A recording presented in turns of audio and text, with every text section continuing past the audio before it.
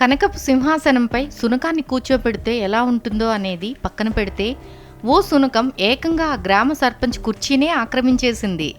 అయ్యయ్యో, నువ్వక్కడ కూర్చోకూడదు, దిగమని ఎంత చెప్పినా ఆ సునకం ఇంచు కూడా కదల్లేదు.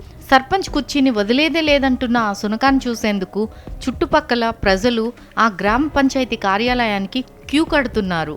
ఈ ఘటన నిర్మల్ జిల్లాలో జరిగింది.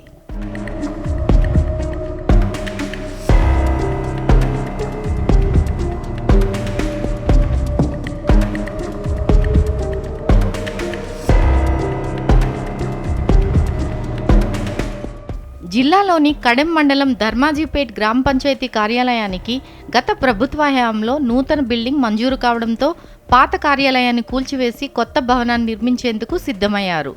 అప్పటి నుండి అద్దె భవనంలోనే గ్రామ పంచాయతీ కార్యాలయం నిర్వహిస్తున్నారు. ఉదయం పని మీద పంచాయతీ కార్యాలయానికి వచ్చిన స్థానికులకు షాకింగ్ సీన్ కనిపించింది. సర్పంచ్ చైర్లో ఓ సునకం పడుకుని ఉండటం చూసి అంతా షాక్ అయ్యారు.